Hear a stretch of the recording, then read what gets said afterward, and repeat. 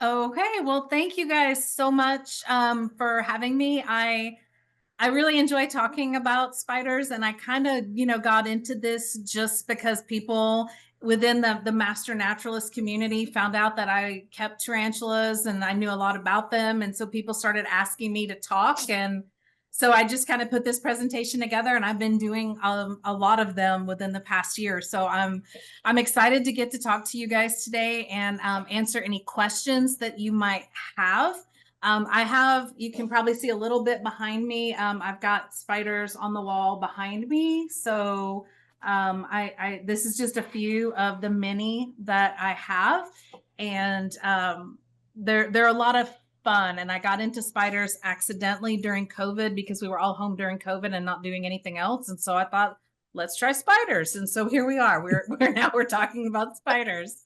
So quickly, we're going to go through just some general biology of what makes a spider different from other animals you might see. I'm talking about the different variety in tarantulas and then habitats as well. How they prey on other animals and defend themselves, which is really interesting. And then we'll talk about some husbandry. If you are interested in keeping tarantulas, I'll give you just a few tips on that.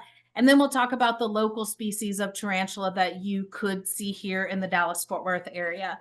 And then we'll talk about just general threats that, I mean, this really can apply to any animal, insert animal name here. But spiders, certainly tarantulas, the threats to them in the environments that they are in. So we'll start just quickly with some general biology, and all spiders, including tarantulas, are part of the Arthropoda phylum. So that means jointed foot. And so if you look at their legs, you can see they've got all the little joints there. And arthropods in general are the most successful animal phylum on planet Earth. And there's an estimated, some guesstimate, anywhere between 1.1 to 10 million species. And they are adapted, arthropods in general, basically to any environment on planet Earth. You can find them literally anywhere. Obviously, not all of them are found everywhere. You're not going to find tarantulas in Antarctica, but there are arthropods that you can find there. And it includes common things that you might see, including lobsters, crabs, shrimp, centipedes, millipedes, horseshoe crabs, all insects, just anything that doesn't have a spine or a skeleton like we do, pretty much falls into that category.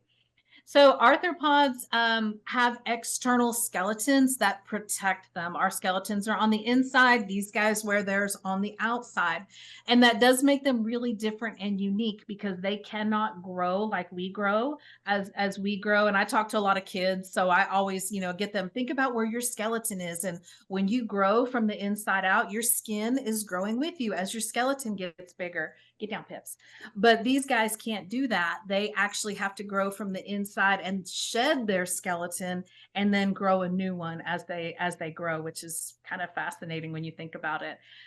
Insects have 6 legs. Arachnids, which is what we're going to talk about today, have 8 legs. And then we have our crustaceans and things like millipedes and centipedes that also fall within this category. But today we are really just going to focus on arachnids, more specifically tarantulas, but we're going to talk a little bit about general spiders as well. So we talked about the exoskeleton that's made of chitin, and as they grow, they do have to shed that exoskeleton.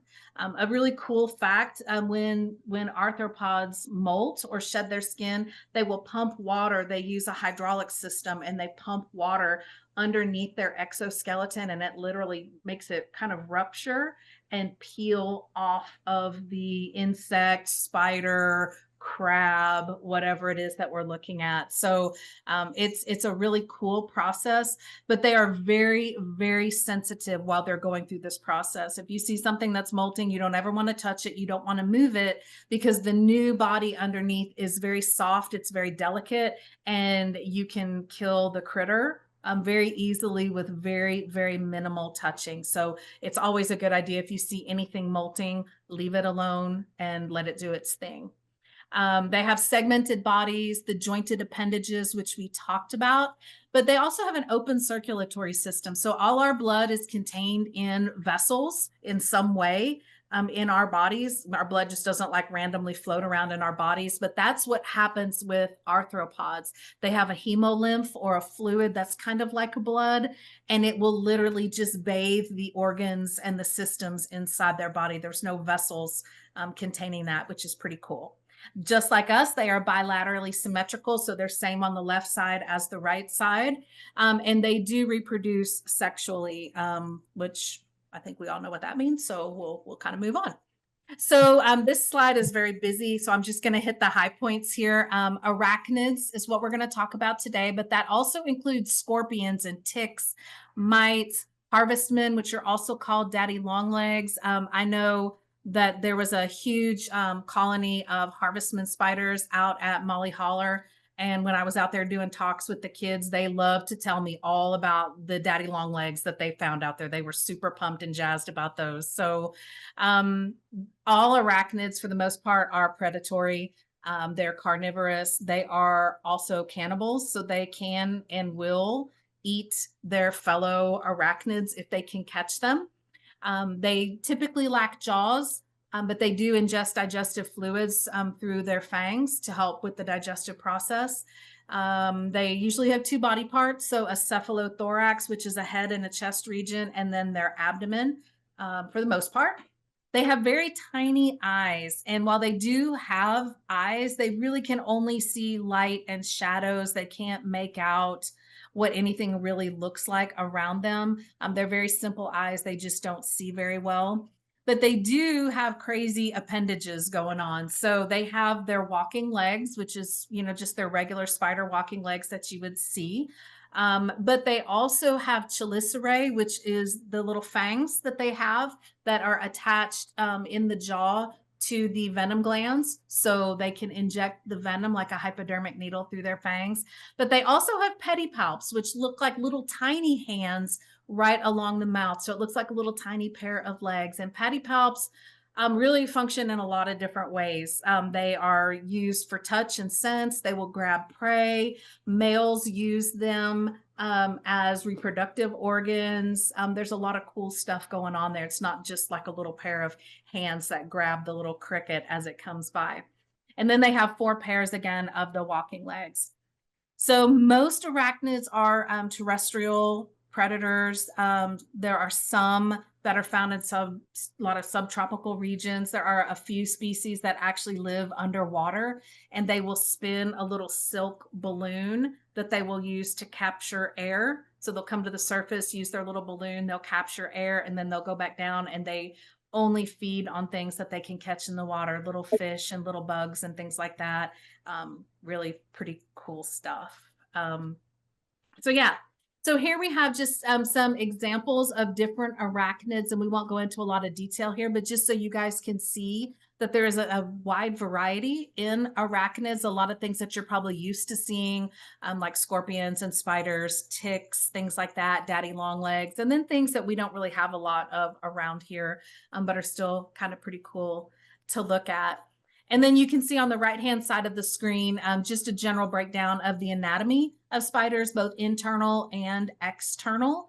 There's a lot going on there that's different from what we see in mammals and birds, even different from fish. So, poison glands and book lungs, they don't breathe in and out like we do. They actually have book lungs that are down low on their abdomen, and gas is just exchanged through there. They're not actively inhaling and exhaling like we do, which is, again, kind of interesting and different.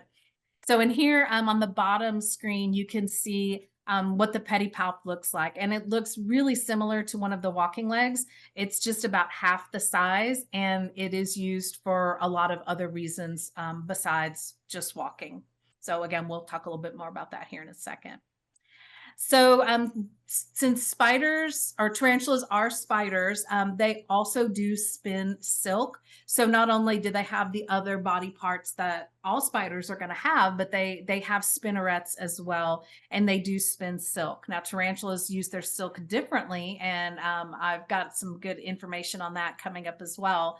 But just so you guys know that they do spin, and they can spin a lot of webbing if they want to. So there are over 30,000 known species of spiders, and they mostly rely on sound and vibration. All tarantulas are spiders, but not all spiders are tarantulas. So true spiders are things like an orb weaver, huntsman, black widow, wolf spiders, all the stuff that we see around our house all the time. Those are true spiders. And those guys typically use their web to catch prey. They will spin big, beautiful, elaborate webs. They may spin some balloons that they will use that they can catch their prey with. Tarantulas don't do that, and we'll talk about how they are different here in just a second. But true spiders, size is a big differentiator. Usually, true spiders are quite a bit smaller. They're less heavily bodied for their size, if that makes sense. But the big difference is the fangs, and kids love it when you start talking about spider fangs, because that really is something they get really passionate and excited about when you think about fangs. But a tarantula fang, their fangs go down, so they have little fangs like this, if you guys can see me, and their fangs will actually curve down toward the ground. A true spider, their fangs come in more of a diagonal from left to right. So if they were to bite you, a tarantula could probably bite you a little easier than a true spider could, just because of the angle of their fangs. Now, most tarantulas are pretty docile, and they're usually more afraid of you than you are of them. So they typically are not biters. I've never been bitten by any of my spiders, never really had any cause to be concerned about that, because they usually want to back off if they're afraid. But that's the biggest difference, is really obviously size, certainly, although there are some really small tarantulas out there, but it's the fangs that make the big difference there. There are a couple species of tarantulas that live communally or can be found in nature living communally. Not very common, because 99 times out of 100, they will catch and eat anything that they can. That includes their neighbor next door, their litter mate, anything like that. They are opportunistic hunters. They'll eat anything that comes across their path as long as they can catch it, and it isn't going to hurt them. So they are typically cannibals. So you don't see tarantulas living together. And there are two categories when you're in the hobby that we typically use to divide out what type of spider you have, or what type of spider you would keep as a hobbyist. Old and new world tarantulas. And those differences are based on anatomy and behavior, obviously where they're found on planet Earth too, but we'll talk about that here in just a second. And just a fun little fact on jumping spiders I threw in there is that they can jump over 50 times their body length. So if you're interested in jumping spiders, just know that they can jump really, really far. So I mentioned before we got started that tarantulas evolved over 350 million years ago. So they have been around a really, really long time, and they are a very successful branch of the arachnid family, to say the least. So a tarantula life stage, a female spider, depending on the species, can lay anywhere from about 35 eggs to over 3,000 eggs per egg sac. So if you are in the hobby and you are wanting to breed tarantulas, I know a lot of people that do that. If you have one female, like a Goliath bird eater, and if she were to drop an egg sac, you could have 3,000 baby spiders in that egg sac. And each tiny little baby spider that you can see here in the center of the screen, each one of those has to be separated and contained in a separate little environment, because they will eat each other if you don't separate them. So it is a lot of work if you are going to breed or keep tarantulas, because they tend to like to, if you got a bunch of them, they'll all drop their egg sacs at the same time too. So you got a lot of work ahead of you. So a spiderling is called a sling. So spiderling, sling. So if you hear me from this point forward say sling, you will know that I'm referring to a baby spider, and that is after it has hatched out of the egg, before it becomes a juvenile. A juvenile is just a smaller version of an adult spider. They are not sexually mature. They cannot reproduce at that point, but they will look very similar in body plan to the adult. Now, their coloration can change dramatically from spiderling as they go through the juvenile stage until they reach their adult morph. So you could have varying different colors. The spider could be completely different colors as a young spider versus what it's going to look like as an adult. And then as an adult spider, a lot of them, especially the ones that are found in the New World or here in the Americas, the females could live between 25 and 30 years if they are in ideal conditions. So they can live a very, very long time. I mean, I have some spiders here behind me that very well could outlive me if they live to be 30 years. They could easily outlive me at this point. So I know it's crazy to think about that these guys, some of these guys could be here after I'm gone, but they could live 30 years. Males don't live anywhere near as long as females. So in the hobby, we always want females if we can get them because they do live quite a bit longer. So they're usually bigger and more robust too, which makes them a more fun display species also. So now we're going to talk a little bit about variety in tarantulas and some diversity. So there are over 43,000 documented species of spiders in the world, 4,000 here in the US alone. Spiders feed on an estimated 400 to 800 million tons of insects and other unwanted pests every year. We talked about tarantulas living upwards of 30 years. So males will perform elaborate courtship rituals to try to help keep the female from eating him. And I've got some cool pictures that I'll show you in a little bit about how that works. They have blue blood because it contains copper, where ours has iron, so our blood looks red. So if you do happen to see tarantula blood, it will have a blue tinge to it. And the largest spider in the world by weight is the Goliath bird eater. Theraphosa sturmi, and it weighs in about 6.2 ounces and can have a leg span of about the size of a dinner plate. So some people say that they've seen sturmies where it's over 12 inches in diameter, diagonal leg span. I commonly see 8 and 9 inches, very, very common. So could they get bigger? Absolutely, I'm sure they could. They're very large, very impressive spiders. And if you've ever been to any of my talks, I've had one with me, one of my big ones, and I was convinced that it was a female. And she did her final molts and wound up being a mature male instead. So I sent him off to a breeding program because I wanted him to be able to do what boy spiders get to do, and he wasn't going to do that here. So I just recently sent him off. But if you've been into any of my talks previously, you would have seen him at that talk. But then I thought she was a girl, and she wasn't. She was a boy. So let's talk about old world versus new world. This, I think, is fascinating. Tarantulas can be broken down into two general categories. And if you talk to anybody in the hobby, we will all know what old world and new world means. So old world tarantulas are all of the tarantulas that are found anywhere other than the Americas. So Asia, Africa, Australia, places like that. Old world spiders have been around a little longer, evolutionarily speaking. They tend to be faster than the ones that you will find here in the Americas. They tend to be smaller bodied by weight. They don't weigh quite as much. They're a little faster. They're a little lighter. They have medically significant venom, which the spiders on this side of planet Earth do not have. They do not have urticating hairs either, which makes it interesting.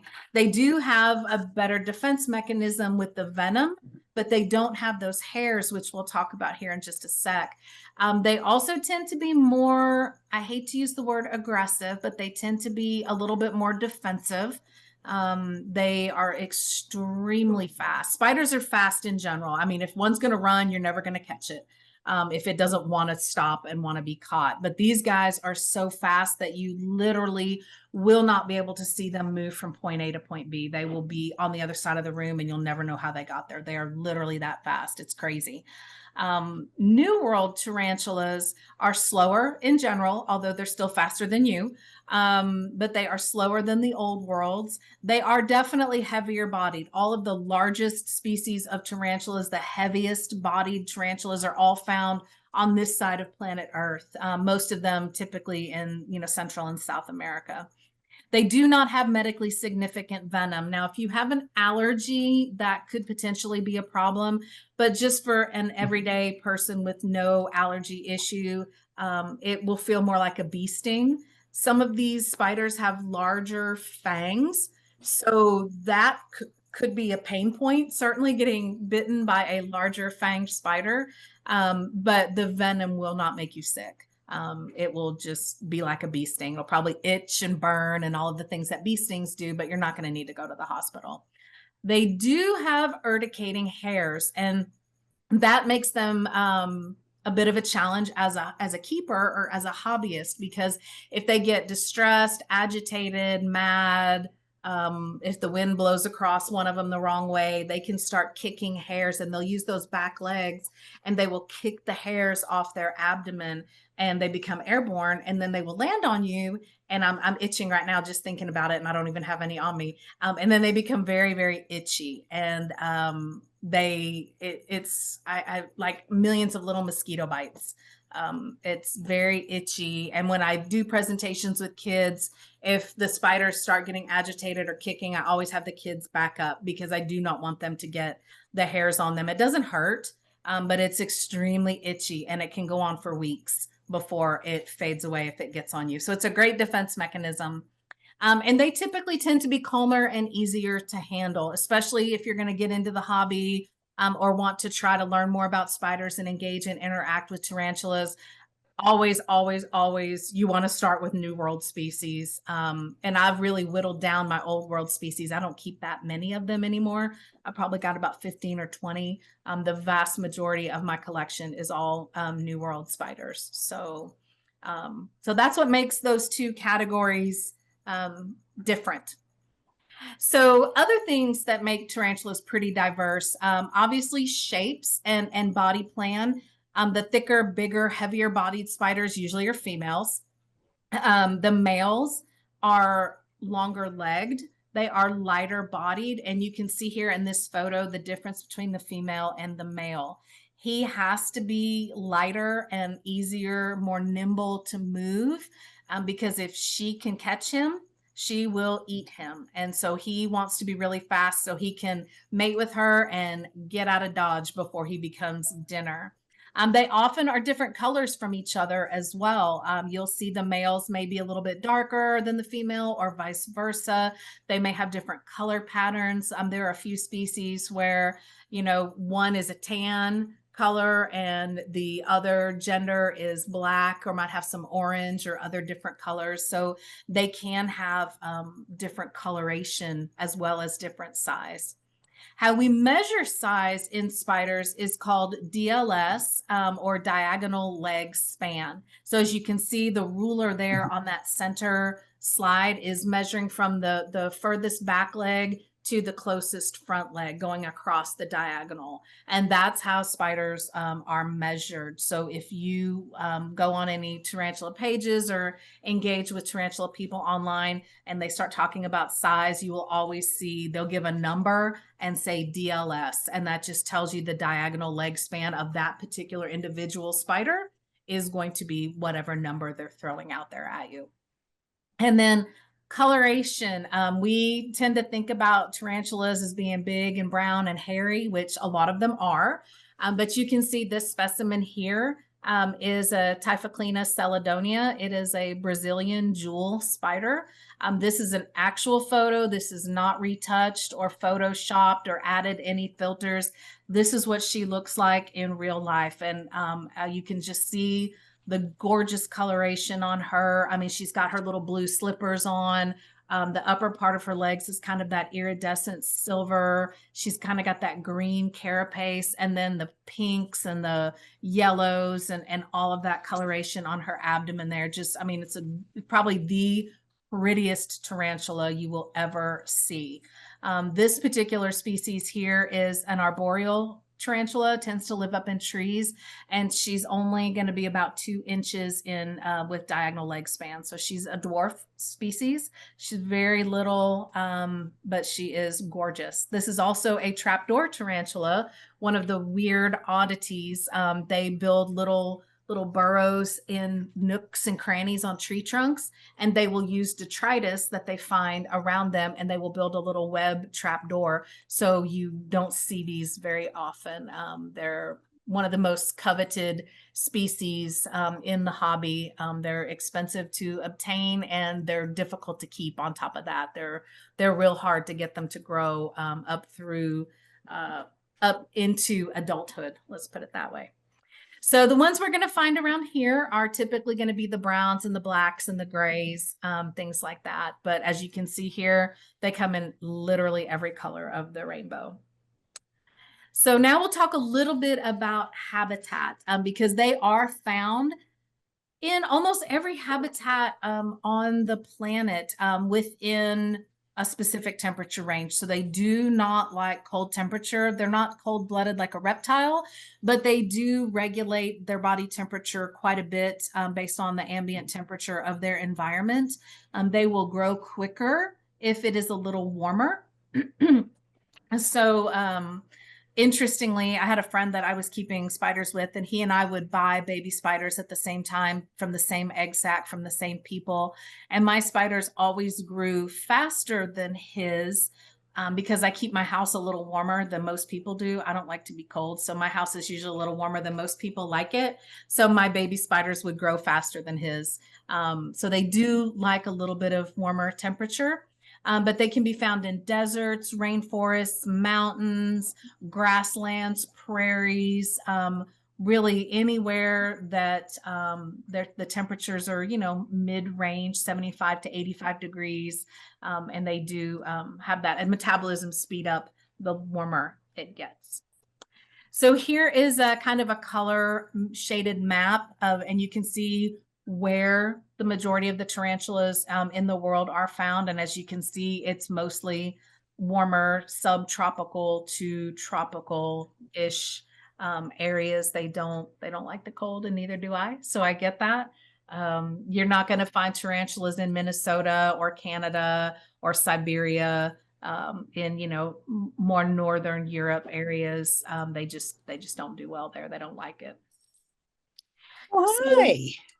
They don't like the cold. They just do not do well in the cold. But it's over there. Okay. Yeah, they don't like it. And I get it. I don't like it either. I'm a summer girl, so that's why I live in Texas and not Minnesota, right? So they have 3 main types of habitats where you will find them in general. Fossorial spiders are ones that live in pretty deep burrows underground, and they spend the vast majority of their life there. Their burrows can go feet deep, and they really do well in either hotter or cooler climates because the ground temperature is fairly consistent. So the deeper their burrow, the more consistent their temperature is. They can dig their own burrow, which tarantulas are excellent diggers, or they can acquire abandoned burrows if they come across something that looks like it might be a good place to live.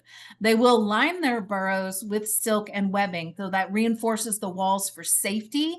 And they will also send out trip lines with their silk so that when predators, prey, or potential mates stroll by, those little trip lines will trigger and let the spider know that somebody's outside their door and they should go investigate. So terrestrial tarantulas, similar to the ones that we would find here in our area, they live in shallow holes or burrows in the ground. They again can dig their own, or they may commandeer somebody else's burrow. They spend more time out in the open, so it's common to find the females that will just be sitting right in the hole of their burrow. So you'll look in the little burrow and you'll see her little face with her little feet sticking out. The males tend to wander quite a bit looking for females. All the species here in Texas are predominantly terrestrial dwellers. In fact, most of the ones that you're going to find through Mexico and down into Central America are terrestrial as well. They are found in the more temperate climates, and this includes the largest and heaviest species, including the bird eater group, the Theraphosa group of bird eaters. There's 3 species in that group of tarantulas, and they're all terrestrial. You don't want a big giant spider this big trying to climb a tree. If it fell, that would be bad for the spider. Then we have arboreal tarantulas. They spend most of their life in the canopies of trees. They are really fascinating because they will use their webbing and they will build silk tents in the trees, tubes and tunnels and little tents, which provides protection, shelter, a safe place. They will have their nests, and their little babies will be born in there.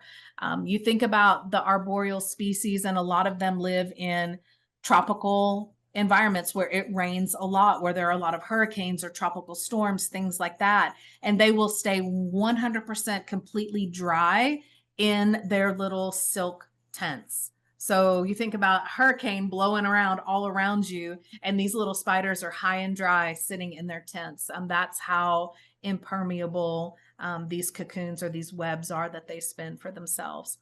They are less robust than the ground dwellers, and that makes sense because they're climbing up into trees, and the heavier they are, the higher risk that they could fall and become injured. And they do prefer slightly higher humidity. So for my arboreal tarantulas, I keep their soil in their enclosures a little wetter than some of my other more terrestrial spiders, because they do require a little more humidity in general. So just a little husbandry tidbit there. So for predation and defense, I mentioned earlier, spiders do not see well. They have compound eyes, so they can detect light and they can see shadows and movement and things like that, but they can't see the way we see. They can't see the way our dog or our cat sees. But they have senses, spidey senses, that are way beyond what we have, as far as their tactile sensitivity, their detection of vibration, sound. They can feel. They can't really hear me speaking, but they can feel me speaking. They can feel the vibration of my voice. They can feel the breeze if I'm speaking over them. They can feel the wind as I'm inhaling and exhaling as I talk, with all those little teeny tiny hairs that are all over their body. They have many tactile hairs. They have little channels that run down their legs and along their body, little tiny microscopic channels. You really can't even see them with the naked eye, that detect all of the sound and the vibration and the movement going on around them. Every time I take my spiders out for talks, when I'm going out into the public, usually it takes 30 minutes to an hour once I get there and get them set up, before they calm down a little bit, because the car ride is so overstimulating for them. It's a lot of noise, it's a lot of motion, it's a lot of movement, the vibration of the car, and then being carried around in the cart that I used to wheel them. It is a lot for them, and they use all of the parts of their body to detect their own position in their environment. So they know where they are, they know what's going on around them. They don't need to see it, they don't need to hear it, they can feel it all throughout their whole body. So it really is cool. Something that we can't do. Kind of makes you a little jealous that they have all these spider skills that we just don't have, but they really have amazing ability to pick up on these things. They also can use smell and taste. So they can smell prey, they can taste what they're eating. With teeny tiny baby spiders, I will kill a cricket and put it in their enclosure for them to eat it, and they will smell that cricket and know that they can go over and eat that dead cricket. So yeah, that's pretty cool stuff. They're pretty fascinating with their senses.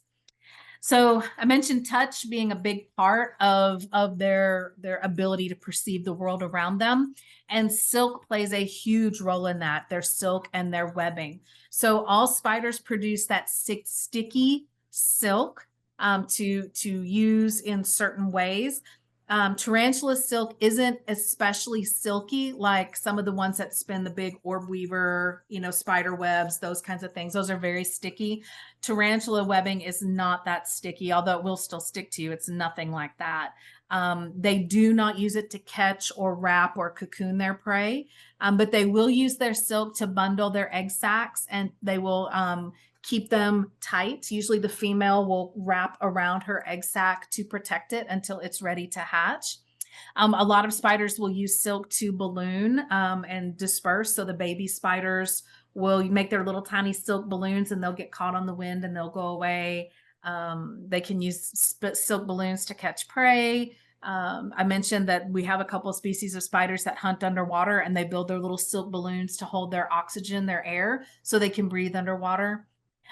Tarantulas will use silk for safety lines. So you'll see them dropping a safety line behind them so they can get back to wherever they were going.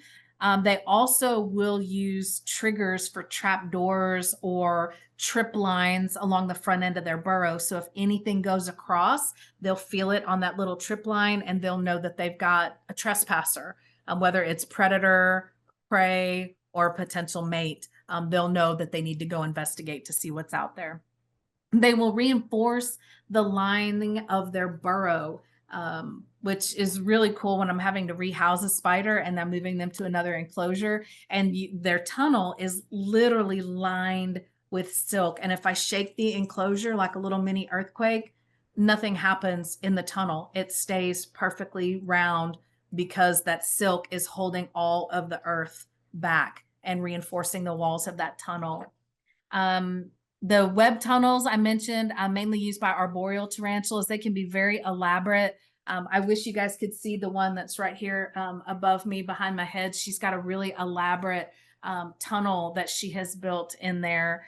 And I never know where she's at because she's in her little webbing tunnel somewhere in there. But if I throw crickets in there, you'll see her pretty quick. She knows when they're in there, and she'll come piling out of there. It's really cool to see that. And if I were to tear that out, then she would immediately start building a new one, which is, again, really cool. And then males use their webbing as a sperm mat. So when they are mature and ready to mate, they will spin a mat of silk on the ground, and they will deposit their sperm on that. And then they will pick that sperm up with their pedipalps, and that's what they will use to impregnate the female. And we'll talk about that here. I'll show you some photos here in just a second of what that looks like. So their webbing and their silk, even though they don't use it directly to catch prey, there's a lot of different ways tarantulas do use that silk.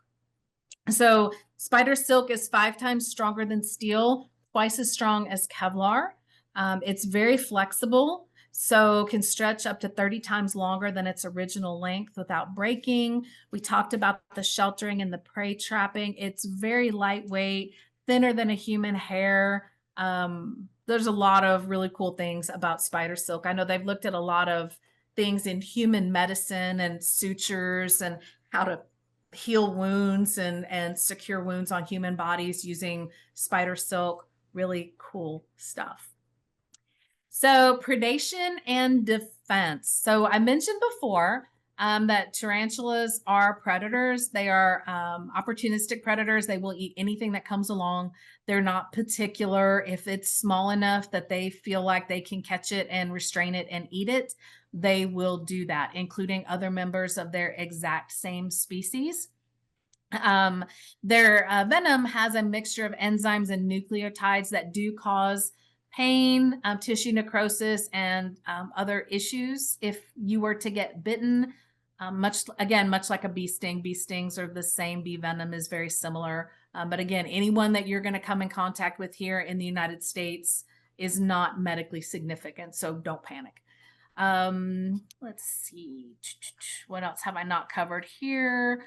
Oh, some tarantula bites can be fatal to house pets like dogs and cats. So if you are going to keep spiders, and this is one of the reasons why I've kind of whittled down my old world collection, because I do have, especially my cats, they can be fatal if they were to bite your house pets.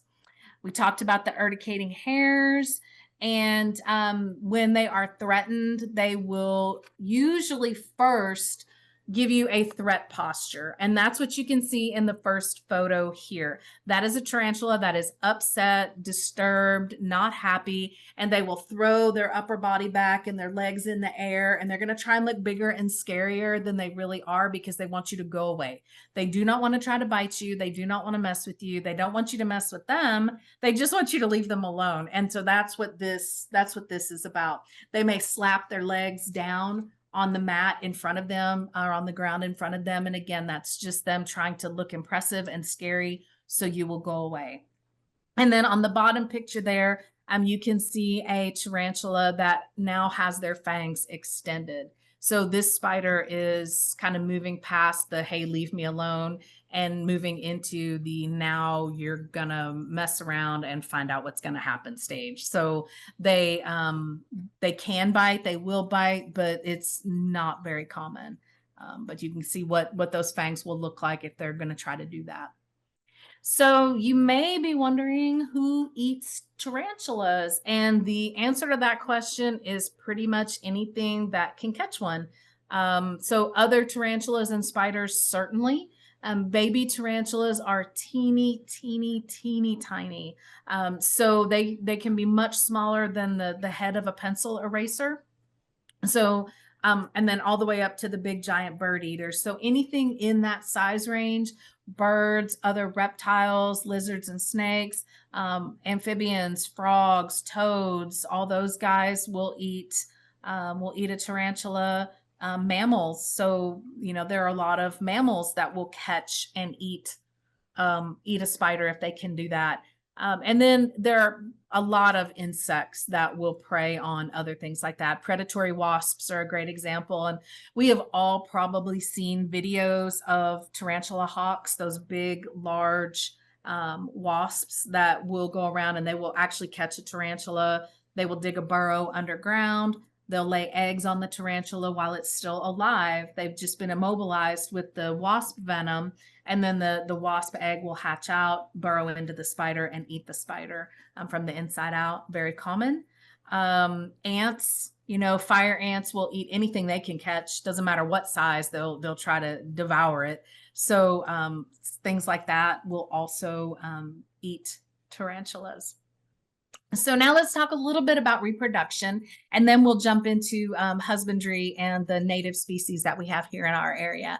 So reproduction is a very dangerous business for the male. And you can see in the top picture up there, the difference between the mature female and the mature male. She is a lot bigger than he is. They're both sexually mature. They're both ready to breed and reproduce. She is a lot bigger. And if he is not super duper fast, she will eat him. So he has some tricks in his toolbox. So the first thing that he has, and hopefully you guys can see my cursor right here, see these little hooks on his front leg. Those little hooks are actually called tibial hooks. He will use those hooks. He will approach her. He will start tapping on the ground to gauge her receptiveness. And if she taps back, that means she's interested.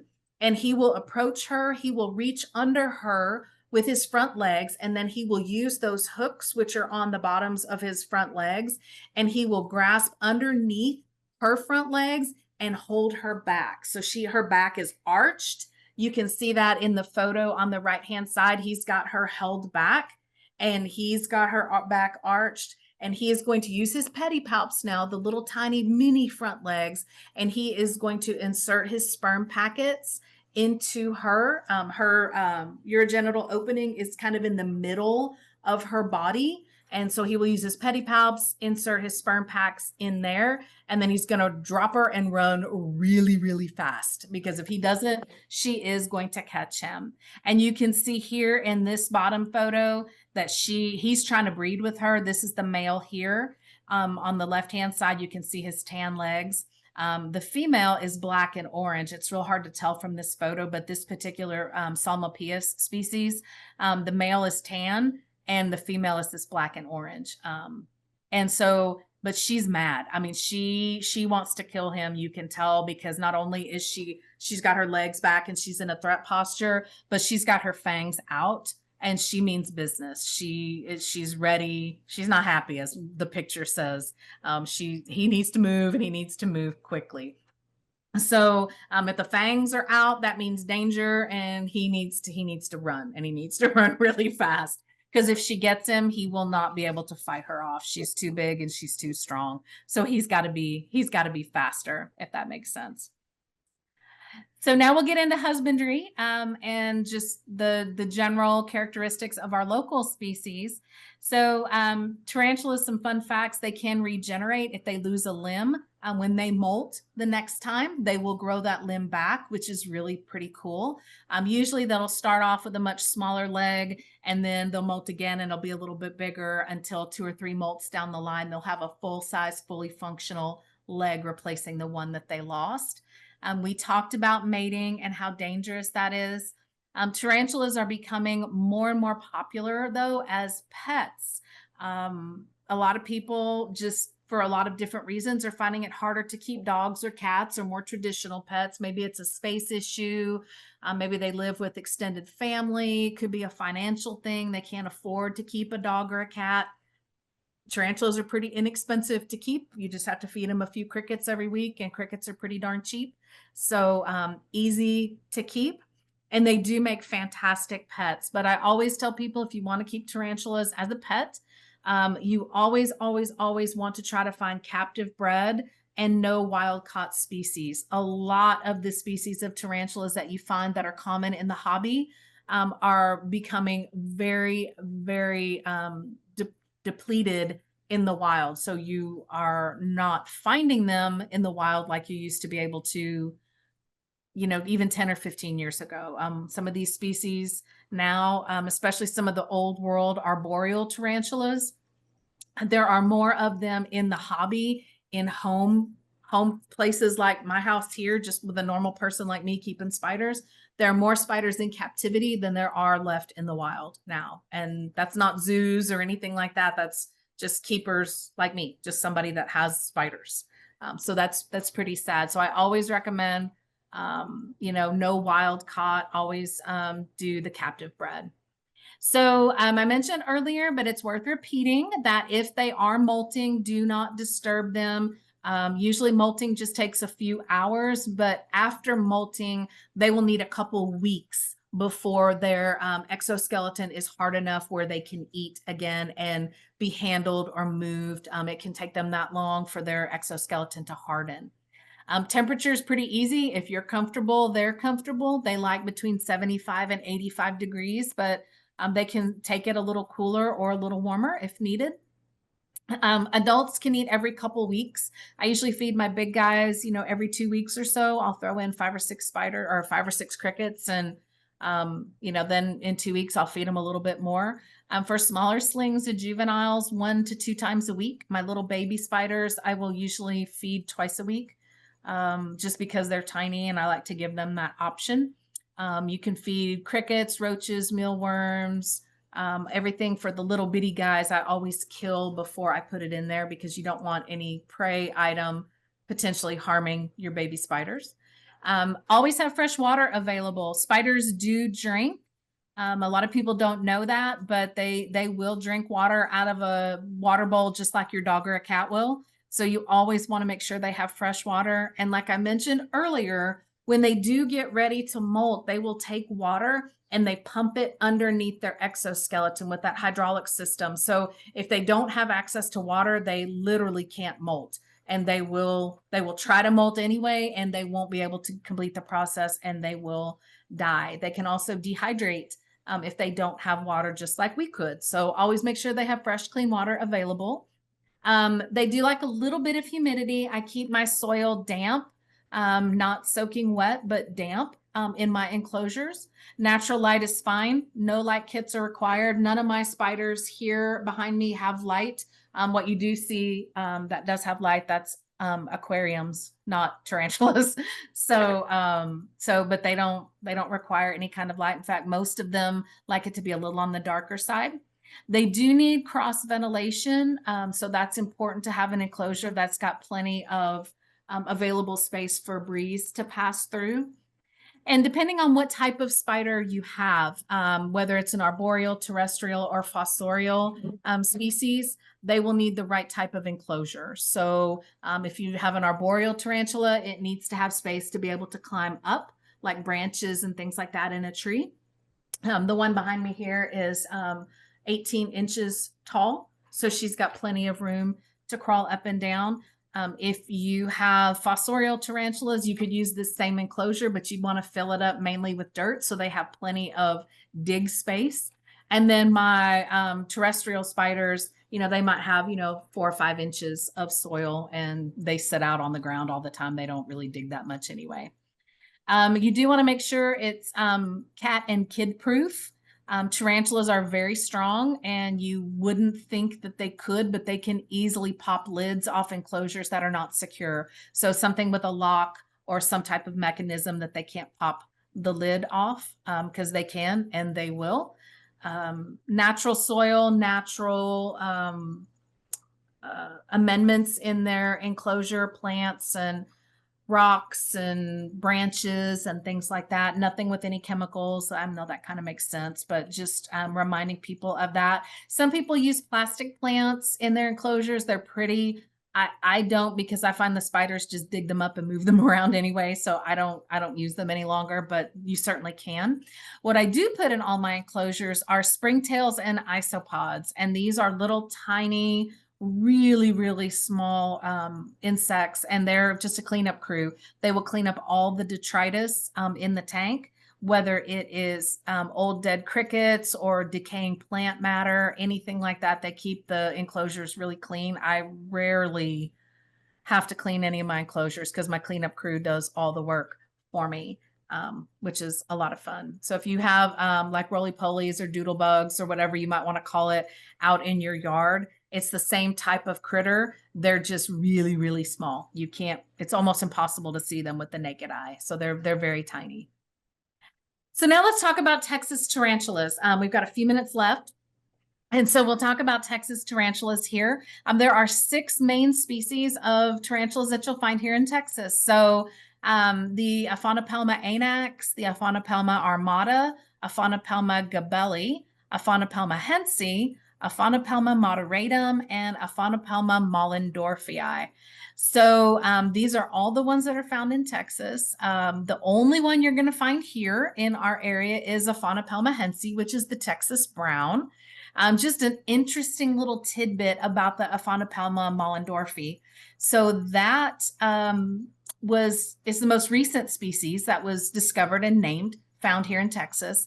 The guy that discovered that species owns a pet store down in Austin, and he is a big tarantula aficionado and works with a lot of scientists and researchers out in the field, just finding tarantulas, identifying tarantulas, understanding their lifestyle and their habitats and all the things. And he found a species that nobody had documented before. Just a guy running a pet store who thinks tarantulas are cool. And turns out it had never been seen and documented by scientists before. And so he got this one named after him. And that's the Amistad brown tarantula, or Aphonopelma mollendorfii. So there you go. So the Aphonopelma hensi, which again is the Texas brown, this is the one we're going to find here in the Dallas-Fort Worth area. This one is found through most of the state of Texas, although you're not going to find it in extreme southeast Texas. It doesn't really like all the rain that you'll find in that part of the state, interestingly enough. But you will find it, you can see by the red areas there, all the way up into Missouri and Colorado, New Mexico, Arizona, even a little bit in northern Louisiana. So this is a big brown tarantula. The females tend to be a little lighter than the males, tend to have a little bit of a red tinge. It's hard to tell in this picture here, but the carapace kind of has a gold shimmer to it on the female. Real pretty spiders. These are very docile. They're easy to handle. This makes a really nice, if you wanted to keep spiders, this is a very nice spider to start out with as a keeper. If you wanted to get into keeping spiders or have one, again, usually very docile, easy to handle. Just a nice general spider here. This guy, you can see same species, but he's quite a bit darker. You can also tell he is about half her size body mass wise. His legs are a lot longer and a lot thinner. And again, it's for mobility. He is a sprinter and she is a long distance runner kind of thing. She's just got more oomph behind her and he's got to be fast to get out of the way. But you'll notice he is quite a bit darker than she is. So a lot of times people will see them together and they will think they're two separate species because they do have different coloration. But these guys are the ones that you're going to find here. Again, I don't see them often or hear people seeing them often in the Metroplex area specifically, especially in the Dallas, Tarrant area where it's just a lot more populated. But I'm out here in rural Parker County, and I've been here 20 years in this particular house, and I've never seen one here. So I don't know. They're here. People say they see them. I guess they see them at the Fort Worth Nature Center a lot. I just haven't seen any. So once I'm done here in just a second, if any of you guys have seen them local in the Dallas Fort Worth area, I'd love to know where you saw them. So chime in here in just a second and let me know. So just a couple quick tidbits about the Aphonopelma hensi. A lot of this we've already covered, but the males do migrate. So a lot of times when you're seeing those videos of those massive migrations of males just crossing the streets, that's these guys doing that. The females will lay their eggs in sacs, and they usually have between 200 and 300 eggs at a time in their sac. Again, ambush predators. They will eat anything that they can catch. They have very mild venom. They do have those urticating hairs that we talked about, but these guys are usually pretty chill. I mean, I can move mine around and they don't ever really flick hairs. They don't give me any threat poses. These are great display species, honestly, for me to take around kids because I know they're not going to get crazy on me. I can pop the lids and, touch them with my little paintbrush, and they're usually very gentle and very docile. And that way kids can get a really good close-up look at them without having to worry about all the hair flicking that some of the other brighter colored spiders might do. And then just real quickly, and this I don't think is going to be a surprise to anybody, and you can pick any species, probably any wild critter, and have this same exact conversation. The populations are in decline. They're declining worldwide. I mentioned earlier there are several species of spiders where there are more of them in the captive hobby than there are in their native habitats any longer, which is sad and very scary. And so habitat loss, pollution, chemicals, climate change, the illegal hobby trade is big with tarantulas. And a lot of these spiders come from countries where the people are poor and they don't have a lot of resources to feed their families and take care of themselves. So they do rely on the illegal trade of wild animals to basically live. So there's a lot of work being done behind the scenes to prevent some of that and give these people other avenues to make money. So a lot of places now are doing more ecotourism. So they're bringing spider nerds like me out as a tourist. So I'm coming to pay now to visit the areas where these spiders are. And so these people are running tours and things like that and not having to do the wild caught anymore. But it's still a big deal in the industry. So with that, I think we kind of covered all this. And again, I think all of us being nature nerds, I think we all kind of understand the threats that are out there. They're pretty common. You can, talk about monarch butterflies or great white sharks or rhinoceros or anything like that. And it would all be a real similar discussion about populations in decline. And with that, just one last little tidbit I will leave you guys. There are over 7 billion people on this planet. Our spider population measures somewhere in the quadrillions. So this means that each one of us is outnumbered by a ratio of 28 million to 1. So for each one of us on this little chat here, there are 2.8 million spiders out there for each one of us. So think about that when you crawl into bed tonight. And hopefully you're not crawling into bed with one of the 2.8 million spiders that are out there for you. So thank you guys very much for your time tonight. I would be glad to answer any questions that you have. Here's my contact info. If you want to reach out to me directly, please feel free to do that. That's my email and my cell phone number. So you're welcome to holler at me. And I am so grateful for the time. So thank you guys. And if you guys have any questions, I'm here. Yeah, Erika, thank you for this wonderful program. I learned a lot. I've watched you before, and I learned even more this time. So thank you. Thank And you. and there are several very good questions in the chat. I don't know if you prefer to read them yourself or I can read them. Let me see if I can find. Oh, here's a chat. Okay. All right, let's see. Are we recording this? How long does molting take on average? Okay. So, that varies a little. I will say usually within a couple hours, they will move through it, some of them quicker, but usually an hour to two is a good range. And it can move so fast where you look at them and they're still waiting, and then you come back 2 minutes later and they're completely done.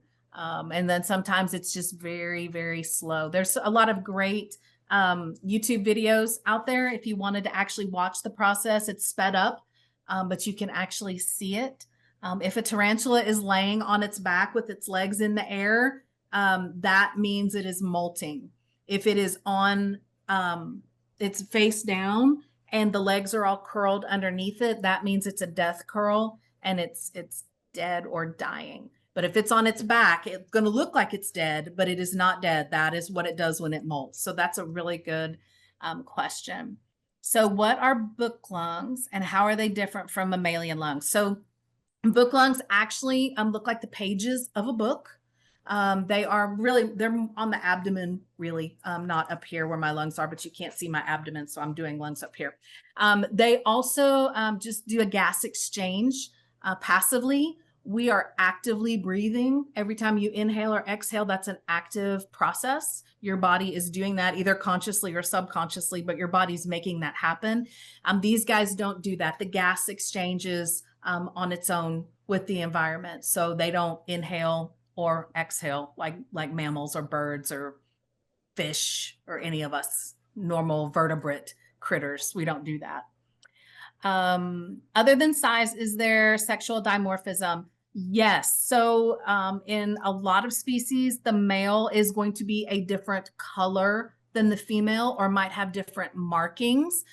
Similar to what you would see in birds, like cardinals are a great example. The male is a bright, beautiful red color, and the female's got that red undertone, but she's more of a tan or a beige color.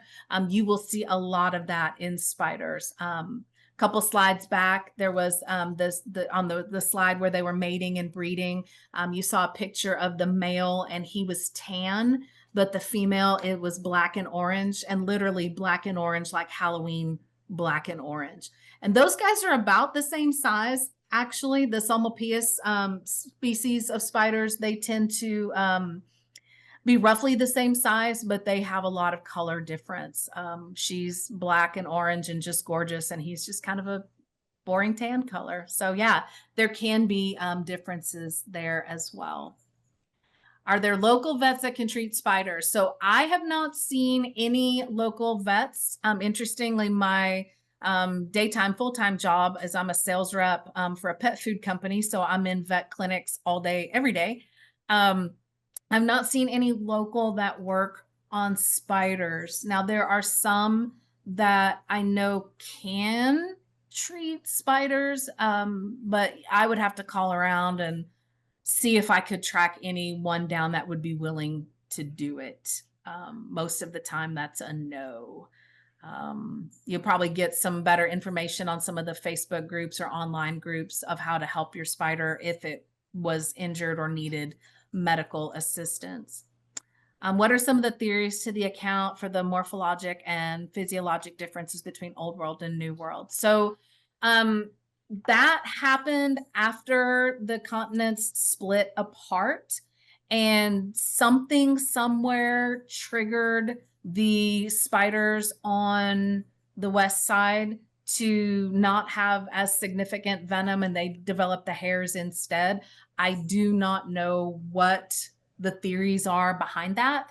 But we do know that they were all grouped together at one point. The continents all split, and the old world and the new world, you know, very different characteristics.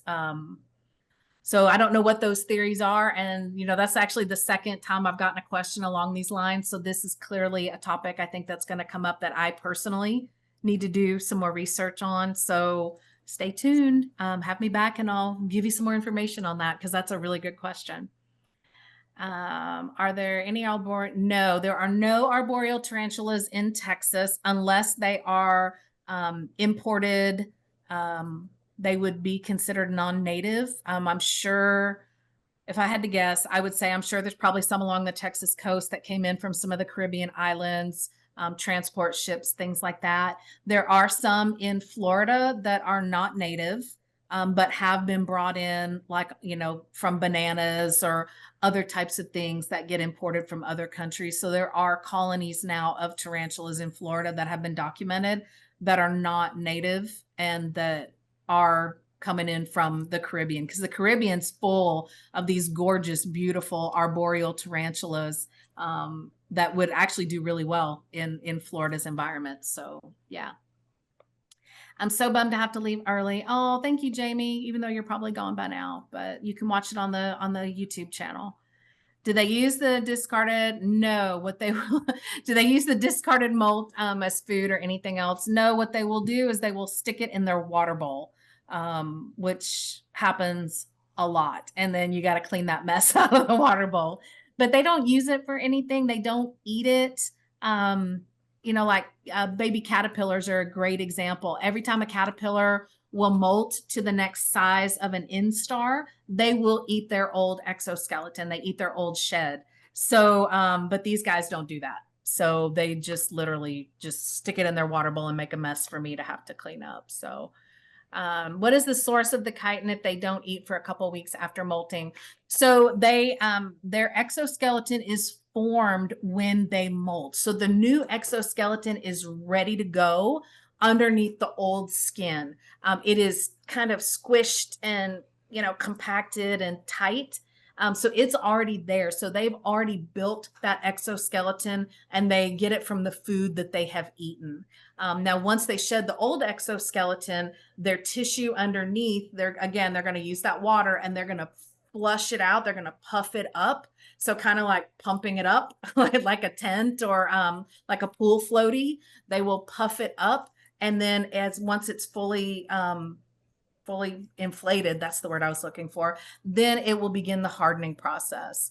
So they've already got that chitin, and that chitin has been in their system from all of the insects that they have eaten. Because when they catch something, like if I feed them a cricket here, they will eat the whole cricket. They eat every bit of it. So they're getting all of the chitin from the prey animals that they are eating. Where do they migrate to? They do not migrate like a monarch butterfly would or a bird might migrate. When they are migrating around, it is literally just males that are out looking for females. And he's not going to go any further than he has to. So he's going to look for the closest females that he can find. He will sense them, pheromones typically, so he can smell her and he will know where she is. But they're not going to migrate like from Texas to, you know, New Mexico or something like that. They'll just wander around, and they usually will kind of all go in the same direction, because every single male, if there's 500 males out there looking for a female, they're all going to be smelling the same ladies in the same general vicinity. So they're all going to move in mass together, if that makes sense. That's a good question. All right, I think that's everything. Yes, they do find females by scent. In reproduction can be any time of the year. They do have some seasonality to them. Warmer temperatures obviously tend to do a little bit better for them, but they're not seasonal breeders like a lot of animals are. They're opportunistic, so they will breed Yeah, they will breed anytime they can. And they do find females by scent. So she will emit pheromones and he will smell them and go looking for her. And then once he finds her, he will do his little tapping. So like little drumsticks, he will tap around her and try to entice her with his little dance. And if she likes his dance, she will do the same thing back. And if she doesn't like his dance, he better run really quick because she will chase him down and either run him off or eat him or both. Try to run him off and then eat him. So yeah.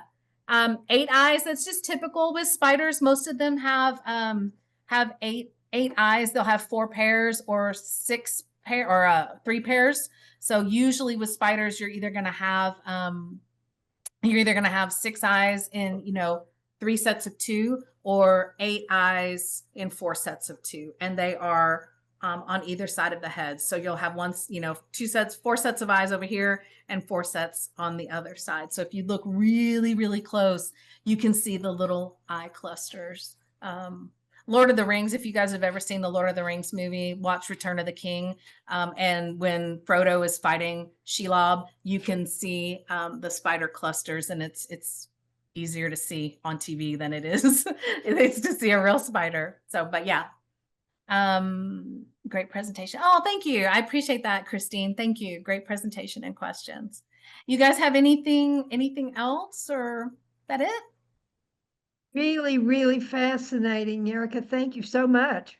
You are so welcome. I'm so glad to do it. I love talking about this kind of stuff to people. So I'm very grateful for the time and your attention. Fantastic questions. And I've got a little bit more research I'm going to start doing on, the evolution of tarantulas. And I'm going to add that in once I learn a little bit more. So thank you guys for the questions on that. That's awesome. Erika, is there a club or a support group that you have? I mean, do you ever go on vacation, and then who takes care of your tarantulas?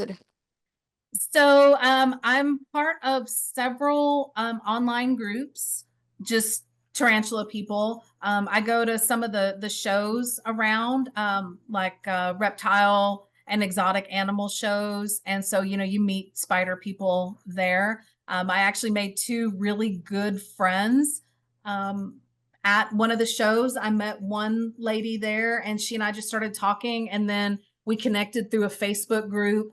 And then she and I became friends, and then she introduced me to her friend. And so now we're like the tarantula ladies together, all of us. So that's pretty cool. I don't go do like spider meetups or anything. We don't really have anything like that. But yeah. Oh, go ahead. Do you ever have can you board your tarantulas, or do you have a house sitter who takes care of them, or?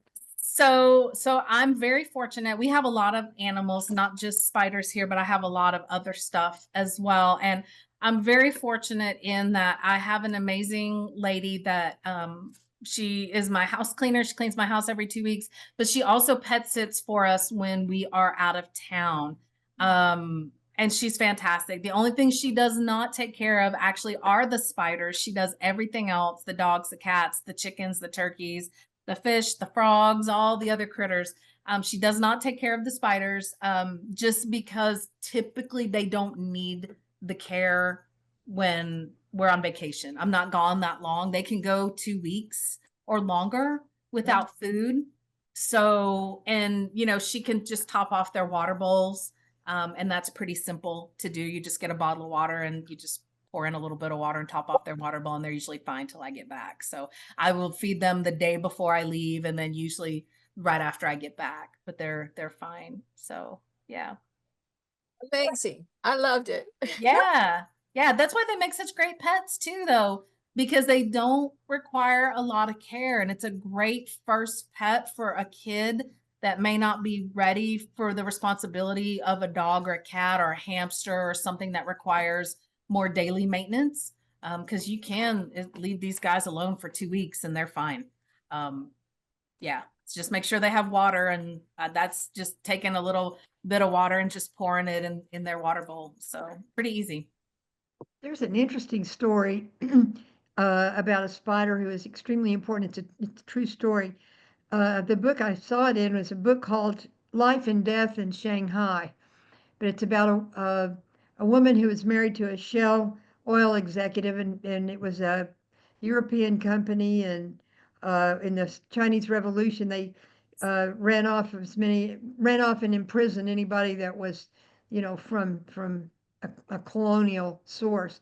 And so they put I don't know what happened to the husband, but the woman was arrested and put in a prison, which was cold. It was brick walls, and she was totally alone and had one thin blanket, and it was terribly cold. And she was totally alone. She didn't have visitors. They didn't talk to her, and she was absolutely isolated. And she found a little spider on the wall Oh, in the summer or spring or summer or fall. And she watched that little spider and kind of became her little friend. And the winter came and the spider disappeared, and she was so terrified that he would not be, he died. But weather got warmer in the spring, and she was so filled with joy to find the little spider came back out. oh, It was a really sweet story about a spider friend. yeah. It probably helped her get through her imprisonment. Yeah. Absolutely, and it was a true Wow. story. Wow, that's amazing. Yeah. And I mean, some of these guys can, some spiders will only live a year, kind of like Charlotte's Web is a great example. That spider just, she lived a year. But I mean, some of these guys can overwinter or live many years. And so that's a cool story. Wow. Yeah. You just never know. Interesting world we live in, huh?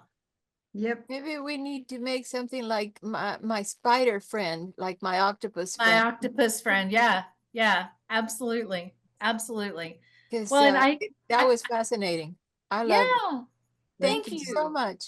Thank you. I hope more people, get interested in them and, not be afraid of them because they don't want to hurt us. They just want to go about their business, and they really are fascinating creatures. So thank you guys again so much for your time. And my contact information is there on the screen. So if you guys have questions later, would like to know more, do not hesitate to holler at me. I appreciate it so much. Okay, thank you again.